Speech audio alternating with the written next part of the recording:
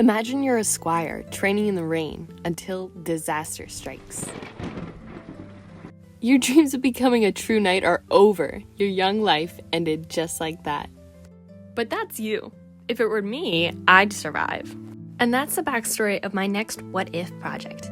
In this one, we agreed upon the theme knight.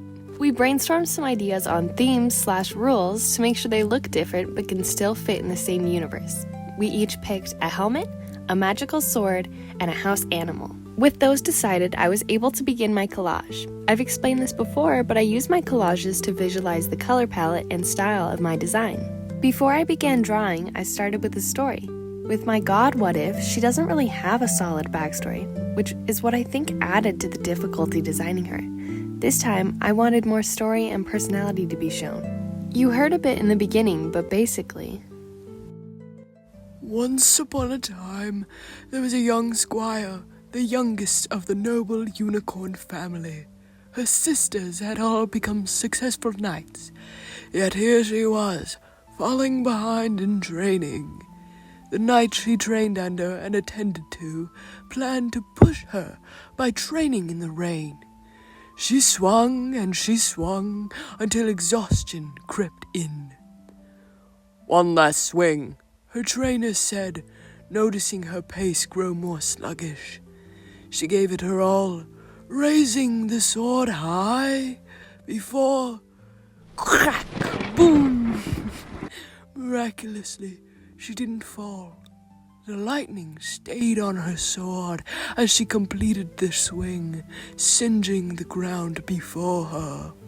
Chapter 2. The queen heard word of the newly spotted lightning wielder and promptly sent her summons. The day after lightning struck, the squire was dragged out of bed to see the queen. With haste, she was knighted, and then commanded to join the kingdom's elite squad of element wielders. Inexperienced and afraid, she put on a facade of confidence as she met her new team. Now, let us meet the squire and newly appointed knight. The main thing I had in mind during pose sketching was that I wanted her to have a big sword. The pose I started off with looked way too cool. Her confidence should seem a bit more fake, so I changed it. I kept on swapping between metals before deciding on white gold, as the white is similar to her family's animal, the unicorn, and also doesn't make for the strongest armor, showing how she prioritizes appearance over practicality. Her helmet resembles a unicorn with the horn and mane. The style I chose is called a salad helm. When I first picked it, I joked with my friends that it doesn't cover the mouth so she can spit on her enemies. The cloth going over her armor is inspired by a tabard, which squires typically wear with the colors of their knight or lord, but in this case, she's representing her own family. The pouch and belts don't have much of a reason to be there, other than I can't leave the house without pockets or a purse, so I gave her a pouch. Her sword is actually a bit more interesting than I let on. I didn't just make it big because big swords are awesome, but because I pictured the queen giving her the sword of the old lightning wielder. It's copper, so I aged it and added some chips, making it stand out against her brand new shiny armor.